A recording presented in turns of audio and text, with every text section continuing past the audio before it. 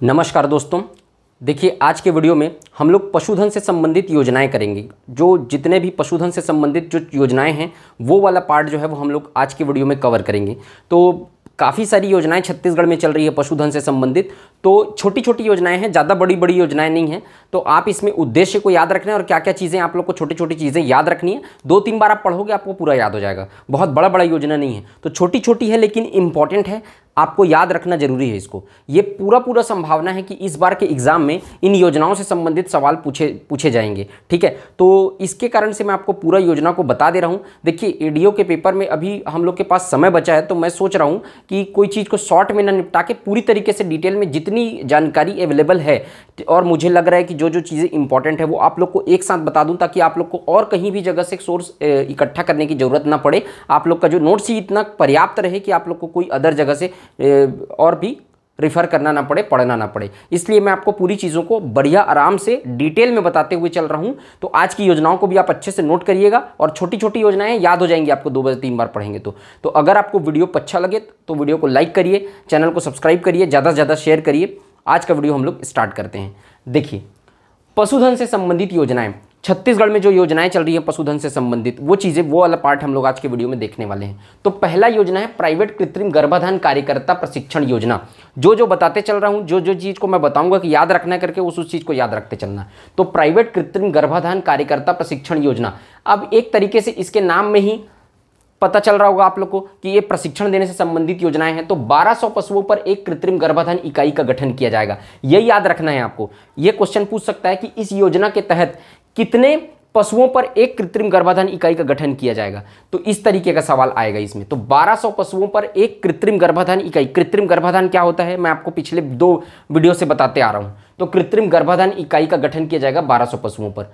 दूसरा प्रावधान है, गौ सेवकों स्थानीय बेरोजगारों को 1 माह सैद्धांतिक व्यवहारिक तथा 3 माह क्षेत्रीय प्रशिक्षण देकर कृत्रिम गर्भाधान कराया जा रहा है। देखो, जो गौ सेवक हैं और जो स्थानीय रूप से बेरोजगार हैं, अनएम्प्लॉयड पर्सन्स हैं, उनको क्या किया जा रहा है, सैद्धांतिक व्यवहारिक प्रशिक्षण क्या होता है, मतलब गाय और पशुधन से के संबंध में आपको कैसा व्यवहार करना है, वो लोग को मारना पीटना नहीं है, कैसे वो लोग को ट्रीट करना है, कैसे वो लोग के साथ पेश आना है, ये सब चीज़ें सैद्धांतिक व्यवहारिक प्रशिक्षण में सिखाई जाती हैं। तो ये प्रशिक्षण 1 माह का रहेगा और 3 माह का क्षेत्रीय प्रशिक्षण, ये कृत्रिम गर्भाधान कैसे कराया जाना है, इन सब का 3 माह तक प्रशिक्षण रहेगा। तो इसके बाद अब ये सीधा प्रशिक्षण की तो योजना है, तो एक कृत्रिम गर्भाधान वो लोग के माध्यम से कराया जाएगा, वही लोग को हायर करके। ये इसका क्या बोलते हैं, प्रावधान है। और 2020-21 में 912 ऐसे लोगों को प्रशिक्षित करके कार्यरत हैं ये लोग। कृत्रिम गर्भाधान 912 लोगों के द्वारा कराया जा रहा है। कोई गवर्नमेंट रिक्रूट, कोई एग्जाम नहीं होगा इसके लिए। इसको ये करके लोग को क्या कर दिया जाएगा, प्रशिक्षण दे के लोग को, बेरोजगार लोग को इसमें किया जाएगा। कुछ टेक्निकल कुछ चीज़ें देखी जाती हैं ये लोग की, इंटरव्यू वगैरह कुछ समथिंग पता नहीं है मुझे, थोड़ी बहुत चीज़ें इन लोग की देखी जाएगी, क्वालिफिकेशन वगैरह। उसके बाद ये लोग को कृत्रिम गर्भाधान कराया जाएगा। ये लोग के लिए प्रशिक्षण देके ये प्रोसेस को, काम को कराया जाएगा। ठीक है, ये चीज़ को ध्यान रखना। दूसरा है पशुधन मित्र योजना। तो पशुधन मित्र योजना बहुत इंपॉर्टेंट है, ये सवाल आ चुका है एक बार पेपर में। पशुधन मित्र योजना से, पशुधन मित्र जो गौ सेवक कृत्रिम गर्भाधान कार्यकर्ता, ठीक है, इसका फुल फॉर्म देख लेना है ना, आप लोग पूरा लिखना, कृत्रिम गर्भाधान कार्यकर्ता। ठीक है, तो ये कृत्रिम गर्भाधान कार्यकर्ता कौन, यही जो जिसको प्रशिक्षण दिया गया है वो। तो गौ सेवक या कृत्रिम गर्भाधान कार्यकर्ता को जीविकोपार्जन एवं पशुओं के टीकाकरण शिविर आयोजन में भाग लेने के लिए प्रोत्साहन राशि देना। तो ये जो लोग हैं, गौ सेवक है और कृत्रिम गर्भाधान कार्यकर्ता है, उनको क्या करना, अपनी आजीविका चलाने के लिए, कैसे आजीविका चलाना है वो, और टीकाकरण शिविर आयोजन, जो पशुओं का टीकाकरण होगा, है ना, उससे पशुओं के टीकाकरण के लिए प्रोत्साहन राशि देना। वो लोग क्या करेंगे, ये लोग को ट्रेनिंग दिया जाएगा। ये गौ सेवक और कृत्रिम गर्भाधान कार्यकर्ता को, पशुधन मित्र को ट्रेनिंग दिया जाएगा। उसके बाद वो लोग क्या करेंगे, टीकाकरण करेंगे, शिविर के आयोजन होगा, उसमें भाग लेंगे, लोगों को प्रशिक्षित करेंगे, जानकारी देंगे। तो उसके लिए वो लोग को क्या, प्रोत्साहन राशि देना, वो लोग को, उन लोग के मतलब सैलरी। तो उसको पशुधन मित्र योजना के तहत डिसाइड किया गया है, भाग लेने के लिए प्रोत्साहन राशि दिया जाएगा। तो 21-22 में सितंबर 2021 तक 330 लाख रुपए इसमें आवंटन किया गया था। मतलब बजट में 330 लाख का प्रावधान मित्र को मानदेय कितना, 92 लाख रुपए डिस्ट्रीब्यूट किया जा चुका है। ठीक है, 92 लाख रुपए इसके तहत, मानदेय के तहत दिया जा चुका है। आवंटन 330 लाख का हुआ था। सितंबर 2021 का डाटा है हमारे पास, पशुधन मित्र को 92.04 लाख, 92,04,000 रुपए दिया जा चुका है पशुधन मित्र लोगों को। तो ये लोग को प्रोत्साहन राशि। तो पशुधन मित्र योजना किससे संबंधित है, ये लोग को टीकाकरण शिविर आयोजन के लिए प्रोत्साहन राशि, ये प्रशिक्षण के लिए, ये उन लोगों को प्रोत्साहन राशि देने के लिए योजना है। उसके बाद तीसरा देखते हैं ग्रामोत्थान योजना। एकदम शॉर्ट में याद रखना है, दिमाग में मैं जो बताते जा रहा हूँ वही बस याद रखते जाओ, फटाफट याद हो जाएगा। ग्रामोत्थान योजना की शुरुआत 2006-07 से हुई थी। ये योजना मैं पहले ही बता चुका हूँ। जब पशुधन स्टार्ट किया था तो पशु नस्ल सुधार के लिए और दुग्ध उत्पादन में वृद्धि के लिए जो योजना मैं बताया था, तो 3-4 लाइन उसका यहाँ पर मैं लिखवाया था। उसी योजना को यहाँ पे भी लिख लेना या याद रखना कि ये वही योजना है। तो यहाँ पर मैं आपको डाटा बताना है, इसलिए इसको लिखा हूँ। और तो ग्रामोत्थान योजना का क्या है उद्देश्य, क्या है? पशु नस्ल सुधार, नस्लों में सुधार करना, अनुवांशिकता में सुधार करना, और क्या करना, वो लोग की दूध उत्पादन क्षमता में वृद्धि करना। 2 उद्देश्य है इसका। शुरुआत कब से हुआ था वहां पे नहीं बताया था, ये ध्यान रखना, एक पेपर में आ चुका है। पेपर में 2006-07 से ग्रामोत्थान योजना की शुरुआत हुई है, इसका उद्देश्य भी पेपर में आ चुका है। तो पशु नस्ल सुधार इसका उद्देश्य पीएससी में आया है। वर्ष 2021-22 में 0.33 लाख गर्भाधान या बधियाकरण पशुओं का किया गया है 21-22 में। और कार्य के लिए इतने, मतलब 0.33 लाख गर्भाधान या बधियाकरण काम के लिए 5 लाख रुपए क्या किया गया है, स्वीकृत किया गया है। और सितंबर 2021 तक 1,57,000 मतलब 1.57 लाख जो है वो सितंबर 2021 तक खर्च किया गया है। तो स्वीकृत कितना, 5 लाख, खर्च कितना, 1.57 लाख। और 0.33 गर्भाधान बधियाकरण कार्य के लिए, ये याद रखना, ये इसका डाटा है। ठीक, तो ये चीज़ मैं आपको इसका डेफिनेशन पहले भी बता चुका हूँ, ये डाटा लोग को और उसमें ऐड कर लेना या यहाँ पे लिख लेना। चौथा है पशु रोग नियंत्रण परियोजना, एस्कॉड जिसको बोलते हैं, जिसका नाम है ASCAD, assistance to states for control of animal diseases. ये ऑफ है ना, assistance to states for control of animal diseases. Control of animal diseases से मतलब क्या होता है? डिजीज मतलब बीमारी, कंट्रोल करना मतलब पशुओं में जो बीमारी होती है उसको नियंत्रण करने के लिए ये योजना लाई गई है। तो ये इसका उद्देश्य। अब मैं बताता हूँ इसको क्या है। केंद्र प्रवर्तित योजना है, सेंट्रल गवर्नमेंट का योजना है, स्टेट गवर्नमेंट का योजना नहीं है। केंद्र प्रवर्तित योजना है, live stock health and disease control के अंतर्गत संचालित है। ये live stock health and disease control department होता है, उसके अंतर्गत ये संचालित है। तो ये पूछेगा अगर कि ये राज्य प्रवर्तित योजना है कि केंद्र प्रवर्तित योजना है, मतलब सेंट्रल गवर्नमेंट के द्वारा चलाई जा रही है कि स्टेट गवर्नमेंट के द्वारा चलाई जा रही है। तो ये भी ध्यान रखना कि केंद्र प्रवर्तित योजना है, सेंट्रल गवर्नमेंट के द्वारा चलाई जा रही है। ये सब योजना जो है वो स्टेट गवर्नमेंट के द्वारा चलाई जा रही है। तो ये ध्यान रखना, केंद्र प्रवर्तित योजना है, ऐसा सवाल भी पूछता है। तो ये हेल्थ एंड डिजीज कंट्रोल के अंतर्गत संचालित है। प्रमुख रोगों के प्रतिबंधात्मक, मैं यहीं पे बता चुका हूँ ना, कंट्रोल के लिए टीकाकरण वगैरह करेंगे इसमें। प्रतिबंधात्मक टीकाकरण, पशु उपचार, अगर पशुओं को कोई रोग से संबंधित है, कोई लग गया है कहीं पे, कुछ क्या बोलते हैं, पैर में लग गया है, हाथ में लग गया है, तो उस सब चीज़ के लिए शिविर आयोजन करना, उन लोग को पशुधन मित्र लोग को प्रशिक्षण देना, कार्यशाला का आयोजन करना, पशुपालन का प्रचार प्रसार करना, पशुपालन कार्य कैसे करना है उसका प्रचार प्रसार करना ताकि दुग्ध उत्पादन में वृद्धि हो सके, अनुसंधान रिसर्च करना, और प्रयोगशाला का विकास मतलब लैब डेवलप करना ताकि सीमन सैंपल को रख सके और अलग अलग टाइप के क्या कर सके, इन्वेंट कर सके। ठीक है, तो इसके लिए क्या करना, इन्वेंशन के लिए प्रयोगशाला को डिजाइन करना, प्रयोगशाला को सुदृढ़ीकरण या विकास करना, डेवलपमेंट करना। ये इस उद्देश्य, ये का कारण है, इंपॉर्टेंट योजना है, ध्यान रखना। एस्कॉड का फुल फॉर्म याद रखना, assistance to state for control of animal diseases. ये है 2020-21 में पैसा खर्चा किया गया 654.26 लाख रुपए। पहले तो स्वीकृति को लिखना, पहले स्वीकृत कितना किया गया 2020-21 में 1190.51 लाख, जिसमें से खर्चा कितना किया गया 654.26 लाख। और कितने पशुओं का टीकाकरण किया गया 138.2 लाख पशुओं का टीकाकरण जो है 2020-21 के दौरान इस योजना के तहत किया गया है। ये चीज भी याद रखना, लिख के रखना। इसमें कोई रॉकेट साइंस नहीं है समझाने के लिए, डाटा को तो याद ही रखना पड़ेगा। उसमें मैं क्या समझा सकता हूँ आपको, उद्देश्य जो है उसको आपको, इस उद्देश्य को भी आप जो पॉइंट में लिखा हो ना, ऐसा पॉइंट में कहीं पे लिखा नहीं है। या आप लोग को मैं ऐसे ही 50% आसान तो नोट्स के माध्यम से कर दे रहा हूँ, यहाँ पर बोर्ड में लिख के पॉइंट टू पॉइंट लिख के, नहीं तो इतना बड़ा पैराग्राफ पढ़ोगे याद करते बनता नहीं उसको। तो यहाँ पर ही मैं आसान कर दिया हूँ ताकि आप लोग को ज़्यादा एक्सप्लेन ना करना पड़े, फटफट समझ में आ जाए। और नोट्स भी ऐसे ही बनाना है जैसा मैं लिखा हूँ, तो ये ध्यान रखना। देखो नोट्स कभी भी बनाते हो पॉइंट टू पॉइंट करके बनाया करो, एरो डालना है, पॉइंट। एक पैराग्राफ को भी लिखना है तो 3-4 पॉइंट में लिखो ताकि पढ़ने के समय आसानी होता है, आसानी से याद होता है। ये तरीका है नोट्स बनाने का, इसको भी ध्यान रखना। राष्ट्रीय ब्रुसेलोसिस नियंत्रण कार्यक्रम, ये ब्रुसेलोसिस जो है एक रोग होता है, ठीक है।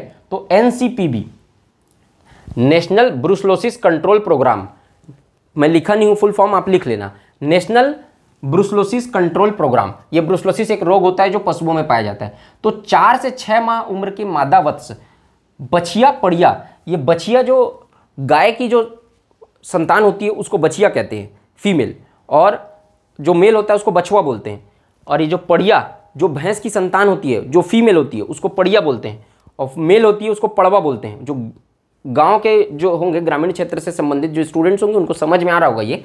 तो ये बछिया पड़िया समझ में आ गया ना आप लोग को। तो मादा वत्स को ब्रुसोलोसिस रोग से बचाने के लिए, ये जो रोग होता है उससे बचाने के लिए रोग प्रतिबंधात्मक टीकाकरण करने की योजना है। तो ध्यान रखना, ब्रुसोलोसिस नियंत्रण कार्यक्रम का मुख्य उद्देश्य क्या है, ये इंपॉर्टेंट है।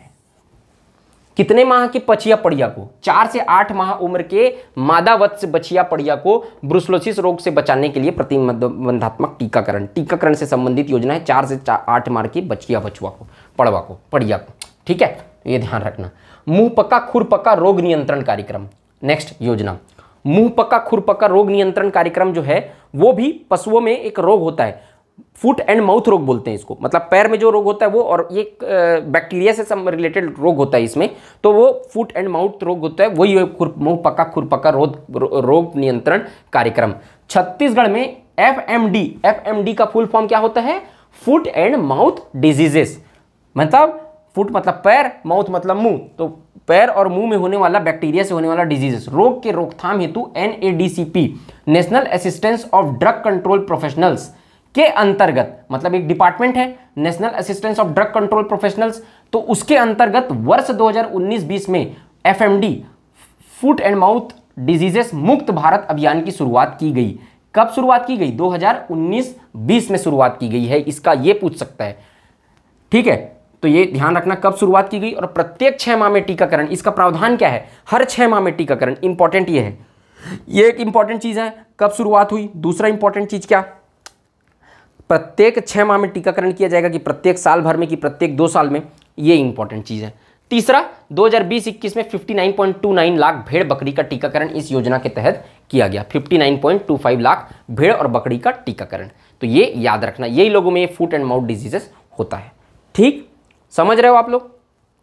7वां है, नेक्स्ट देखते हैं, PPR नियंत्रण कार्यक्रम। तो ये PPR नियंत्रण कार्यक्रम भी डिजीज से कंट्रोल के लिए बकरियों में PPR रोग निवारण हेतु टीकाकरण। तो ये भी याद रखना, भेड़ बकरी में PPR जो रोग होता है उसके निवारण के लिए जो टीकाकरण किया जाता है, वैक्सीनेशन किया जाता है, उससे संबंधित योजना है PPR नियंत्रण कार्यक्रम। 8वां है नेशनल लाइव स्टॉक मिशन योजना, NLM। लाइव स्टॉक मतलब पशुधन होता है, पशुधन को इंग्लिश में लाइव स्टॉक बोलते हैं। 2020-21 में पशुपालकों को व्यावसायिक बकरी पालन हेतु बकरी इकाइयों का वितरण, बकरी पालन के लिए बकरी को, देखो बकरी को पालना है तो उसके लिए एक डिस्ट्रीब्यूशन किया जाता है इकाई का, मतलब एक जगह बना के दिया जाता है, उसका वितरण। कृमिनाशक दवा, उन लोग को कृमि हो जाता है पेट में, इसके कारण कृमिनाशक दवा, मिनरल मिक्सचर मतलब ऐसे पोषक तत्व, पोषक आहार का वितरण करना। 2 दिवसीय पशु मेला का आयोजन करना, सबको याद रखना ना, पशु मेला का आयोजन करना भी इस योजना का प्रावधान है। चारा बीज का वितरण करना जिसमें चारा बीज हो। ड्रिवन चाफ कटर, उन लोग के लिए जो चारा कटिंग किया जाता है उस चाफ कटर का वितरण करना। और चारागाह विकास कार्यक्रम, जो चारा कार्य मतलब चारागाह मतलब जहाँ पे वो लोग खाना खाएंगे उसका विकास करना, इस योजना के अंतर्गत इसका प्रावधान है। नेशनल लाइव स्टॉक मिशन योजना, NLM बोलते हैं इसको। तो इसके प्रावधान को याद रखना, बकरी इकाई, कृमिनाशक, मिनरल मिक्सचर का वितरण, 2 दिवसीय पशु मेला, चारा बीज और ड्रिवन चाफ कटर और चारागाह विकास काम, ये इसका उद्देश्य है। मैं आपको बोला था छोटा छोटा योजनाएं, ज़्यादा रॉकेट साइंस इसमें कुछ है नहीं। तो ये चीज़ को मैं जो जो बोला हूँ आपको वो को याद रखना, 2-3 बार पढ़ना, याद हो जाएगा। छोटा छोटा योजना फटाफट याद हो जाएगा, कोई दिक्कत नहीं होगा आप लोग को। 2-3 ठो योजना और बचा है, उसको हम लोग अभी देख लेते हैं, ठीक है। देखिए अब हम लोग सुराजी गांव योजना देखते हैं। ये आप सीक्वेंसिंग कर लीजिएगा, नंबर आगे डाल लीजिएगा, जो पिछला योजना से आप छोड़े हैं उससे वहाँ से आगे कर लीजिएगा, ठीक है। सुराजी गांव योजना, ये योजना छत्तीसगढ़ सरकार की फ्लैगशिप योजना है। बहुत पैसा इस पे खर्च किया गया है सुराजी गांव योजना को। तो ये योजना को मैं डिटेल में पढ़ा रहा हूँ। ग्रामीण विकास के दृष्टिकोण से भी ये योजना इंपॉर्टेंट हो जाती है, क्योंकि ये ग्रामीण विकास से संबंधित ही योजना है। लेकिन पशुधन वाले चैप्टर पे आता है ये योजना, इसलिए मैं वहाँ पे नहीं बताया आपको, यहाँ बता रहा हूँ। दोनों के लिए, आजीविका के लिए और ग्रामीण विकास के लिए, दोनों के लिए ये योजना बहुत इंपॉर्टेंट है। इसको डिटेल में मैं कवर किया हूँ। छत्तीसगढ़ सरकार की बहुत इंपॉर्टेंट योजना है ये। इसको मेंस में कई बार इसको क्या बोलते हैं, इसके लिए एसे राइटिंग में भी इसको सुराजी गांव योजना के बारे में लिखने के लिए दिया है। अभी पटवारी के पेपर में यहाँ से क्वेश्चन आया था, तो बहुत ज़्यादा संभावना है कि ये वाले पेपर से इसमें आपको क्वेश्चन जो है वो ये वाले टॉपिक से, ये वाली योजना से आप लोग का आएगा। तो ये वाली योजना को मैं डिटेल में कवर किया हूँ, बड़े रूप में पूरी तरीके से इसके बाद आपको इससे कोई भी क्वेश्चन नहीं छूटने वाला है। तो पटवारी का जो क्वेश्चन आया था वो ये योजना से कवर हो जाएगा अब आपका। तो सुराजी गांव योजना का प्रारंभ, सबसे पहला चीज तो ये इंपॉर्टेंट है, 1 जनवरी 2019 से सुराजी गांव योजना प्रारंभ की गई थी, जिसका नारा था छत्तीसगढ़ के 4 चिन्हारी, इसको आगे ऐड कर लेना, इसका नारा था छत्तीसगढ़ के 4 चिन्हारी, नरवा गरवा घुरवा बारी, एला बचाना है संगवारी। तो ये जो मैं बोला हूं पूरा आप लोग नोट करेंगे। तो इसका नारा था नरवा गरवा घुरवा बाली, एला बचाना है संगवारी, छत्तीसगढ़ के 4 चिन्हारी ऐड कर लेना सामने में। तो ये पूरा इसका नारा था, स्लोगन, मुख्य स्लोगन ये था, बाद में उसको जोड़ा गया था छत्तीसगढ़ के 4 चिन्हारी करके। इसका उद्देश्य क्या था? किसानों को आत्मनिर्भर बनाकर गांव की अर्थव्यवस्था को सुधारने और पशुओं को संरक्षण देने की योजना थी। देखो, गांव के ग्रामीण क्षेत्र में कृषि संबंधित जो किसान होते हैं वो मैक्सिमम डिपेंड करता है, एक तो कृषि क्षेत्र पर निर्भर होते हैं, दूसरा पशुधन पर निर्भर होते हैं। उनकी आय का साधन क्या रहता है? फसल उगाना, रबी फसल खरीफ फसल उगाना, उससे उनका आय होता है। दूसरा, पशु रखते हैं, गाय भैंस और बकरी, वो सबसे दूध उत्पादन करके उससे संबंधित चीज़ें बनाकर या फिर दूध के जरिए क्या करते हैं, अपनी आय को बढ़ावा देते हैं। तो ऐसी ग्रामीण अर्थव्यवस्था में कृषि क्षेत्र को उन्नत करने की तो योजनाएं बहुत सारी बन चुकी थी। तो पशुधन के समस्या को इम्प्रूव करके किसानों को आत्मनिर्भर बनाकर गाँव की अर्थव्यवस्था को सुधारना, रूरल इकोनॉमिक को सुधारना, ताकि वो लोग को आय का साधन बढ़ सके और वो लोग को रोजगार मिल सके, और पशुओं का संरक्षण करना। पशुधन क्या करते हैं, गाय भैंस लोग जाकर क्या करते हैं, घर से उनको निकाल दिया जाता है। देखो, जब दुधारू नहीं रहते, मतलब कि जिसको कहते हैं जब लोग दूध देने के योग्य नहीं रहते हैं, तो गांव में क्या होता है कि उसको छोड़ दिया जाता है खुला, चारा को चर के वो लोग बाहर ही रहते हैं, गाय पशुधन लोग, गाय भैंस लोग आप लोग देखे होंगे। तो वो लोग क्या करते हैं, किसानों के खेत में जाके उन लोग को क्या करते, किसानों के खेत की फसल को वो लोग क्या कर देते थे, बर्बाद कर देते थे, क्योंकि वो लोग को बांध के घर वाले रखते नहीं थे, क्योंकि उनको चारा खिलाना पड़ता और गाय वो दूध दे नहीं सकती। दूध मतलब जो दूध देते उनको तो रखते हैं लोग घर पे, लेकिन जो गाय और भैंस दूध देने योग्य नहीं रहते हैं उन लोग को क्या कर दिए जाते हैं, बाहर में छोड़ दिया जाता है। तो वो लोग किसानों का फसल को बर्बाद कर रहे थे। तो इस योजना को इंट्रोड्यूस किया गया पशुधन को संरक्षण करने के लिए। ऐसे पशुओं को क्या करना, गौठान बनाकर वहाँ पर उन लोग को बांधना, और वहाँ पर बांध ताकि फसलों का नुकसान ना हो सके किसानों का, वहाँ पर उन लोग की उपचार की सुविधा, चारा की सुविधा, सारी चीज़ की वहाँ पर सुविधा उपलब्ध कराना, ये भी इसका एक उद्देश्य था। तो इसमें 4 सब योजना के रूप में एक सब पार्ट है इसका, नरवा योजना, गरवा योजना, घुरवा योजना और बाड़ी योजना। तो इन चारों को अपन देखते हैं। तो ये नरवा योजना जो है इसी के एक पार्ट के रूप में है। नरवा का मतलब नाला होता है, ठीक है। नालों पर चेक डैम बनाकर पानी को रोकना, डैम बना के नालों के पानी को रोकना। पानी बह जाता है, गर्मी में सूख जाता था, तो चेक डैम बनाकर पानी को रोक लेना और उस पानी का उपयोग किसानों को सिंचाई के रूप में करना, खेतों में सिंचाई के रूप में करना। ये नरवा योजना का मुख्य उद्देश्य था। जब आप ये 3-4 पार्ट में पढ़ा दूंगा, पटवारी का वो जो क्वेश्चन आके बनाना, इसका मुख्य उद्देश्य क्या था करके दिया था, वो क्वेश्चन आपसे बन जाएगा।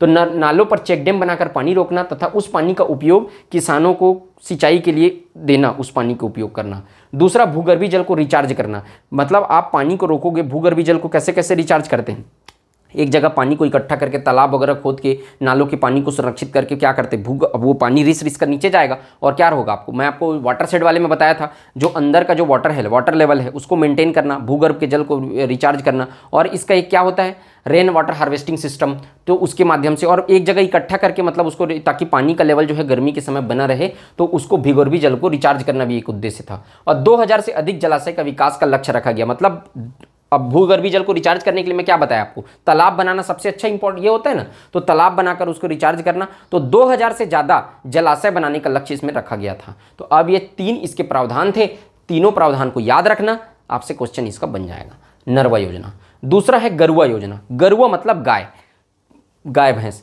तो समस्त जिलों में अध्यक्षता कलेक्टर की अध्यक्षता में समस्त जिलों में पंचायत स्तर पर गोचर भूमि आरक्षित कर चारागाह निर्माण। गोचर भूमि मतलब ऐसा भूमि जहां पर पशुधन जो है वो अपना चारा चर सके, खाना खा सके, वो चारा हरा घास जो है वो चर सके, तो उसको बोलते गोचर भूमि। तो ऐसा जगह पर एक जगह को फिक्स कर देना कि यहाँ पर पशुधन लोग आएंगे और यहाँ पर अपना चारा उन लोग के लिए खाने पीने के लिए गोचर चरेंगे वहाँ पर, ऐसा करके आरक्षित करना। और चारागाह का निर्माण करना, मतलब ऐसा जगह जहाँ पर पशुओं को चारा खिलाया जा सके, ऐसे जगह का निर्माण करना, इसका उद्देश्य था। दूसरा, गौ भैंस पशुधन को गौठानों के माध्यम से छाया, पेयजल, हरा चारा उपलब्ध कराना।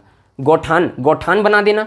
गौठान का सुने होगे आप लोग, बहुत हर पंचायत में एक तो गौठान बनाया गया, बताऊंगा कितना तो गौठान। तो वहाँ पर पशुधन लोग को लेके जाना, वहाँ पे उन लोग को क्या क्या उपलब्ध कराना, छाया, पीने के लिए पानी, हरा चारा उपलब्ध कराना, तो ये सब भी इसका उद्देश्य था।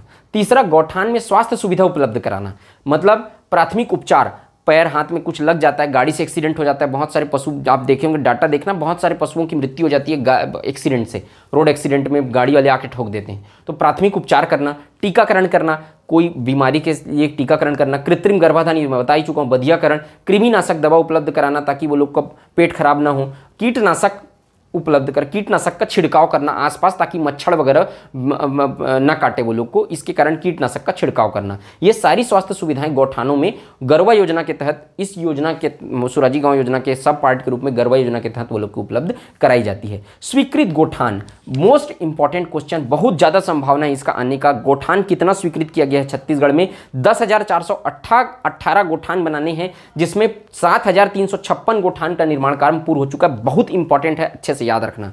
10,418 गौठान स्वीकृत किया गया है, जिसमें कंप्लीट हुआ है 7,356 गौठान। और 2 रुपए पर केजी के हिसाब से गोबर को क्या किया जा रहा है? परचेस किया जा रहा है, खरीदा जा रहा है। ये भी चीज को याद रखना है आपको। 2 रुपए पर केजी के हिसाब से गोबर जो है वो खरीदा जा रहा है। ये भी इंपॉर्टेंट है, ये भी याद रखना, ठीक है। घुरुआ योजना, घुरुआ मतलब कि एक जगह पर गोबर वगैरह और जो भी वेस्ट रहता है, कचरा, गोबर और भी जो चीज़ें उपलब्ध रहती है, उसको एक जगह पर, आप लोग गांव में जो रहते होंगे वो लोग देखे होंगे, घुरुआ का कॉन्सेप्ट है। वहाँ पर एक जगह पर गड्ढे में वो लोग को सब कुछ रख दिया जाता है और 15-20 दिन तक उसको ऐसे ही रखा जाता है। वो क्या होता है, नीचे जो है वो धीरे धीरे करके हीट के कारण क्या बन जाता है? खाद बनता जाता है, और उसको कहते हैं जैविक खाद। तो इस तरीके से उस खाद का छिड़काव क्या कर दिया जाता है? गोबर को भी वहाँ फेंक दिया जाता है, और पैरा, भूसा, कचरा जो भी होता है उसको एक जगह पर इकट्ठा कर दिया तो उसका खाद बन जाता है। खाद को आप खेतों में भी सिंचाई कर सकते हैं, पेड़ पौधों में भी सिंचाई कर सकते हैं, तो वो जैविक खाद बोलते हैं उसी को। तो उसी को जैविक खाद का निर्माण करना घुरुआ के तहत, मतलब घुरुआ मतलब एक गड्ढा बना के जैविक खाद का निर्माण करना। रासायनिक खाद का उपयोग कम करना या बंद करना, इसका उद्देश्य है। रासायनिक खाद जो है उर्वरक, जिससे क्या हो रहा है, बहुत सारी स्वास्थ्य संबंधित क्या हो रही परेशानी का सामना करना पड़ रहा है लोगों को, उसके लिए रासायनिक खाद जो है उसको बंद करना या खत्म करना, कम करना या खत्म करना।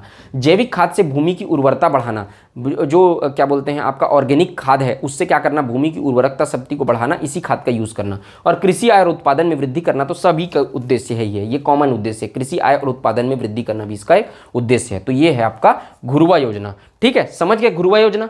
अब बाड़ी एक ठो बच गया। तो व्यवसाय के लिए सब्जी और फल फूल उगाना, बाड़ी में क्या उगाते हैं छोटे, अब घर में आप देखे होंगे बाड़ी रहता है पीछे साइड, फल और फूल ये उगाना ताकि उसको बेच सकें, ऐसे लिए, अपने उपयोग के लिए नहीं, बेचने के लिए, अपने उपयोग के लिए भी और बेचने के लिए भी। यहाँ पे लिखा है व्यवसाय के लिए सब्जी और फल फूल उगाना। ग्रामीण क्षेत्रों में पोषक आहार उपलब्ध कराना ताकि क्या हो सके, ग्रामीण क्षेत्रों में आप देखो सब्जी पर्याप्त मात्रा में रहेगा तो क्या होगा, पोषक आहार जो है, हरा सब्जी अगर ग्रामीण क्षेत्रों में अवेलेबल है तो न्यूट्रिशन मिलता रहेगा, पोषक तत्व पर्याप्त मात्रा में मिलते रहेंगे, है ना।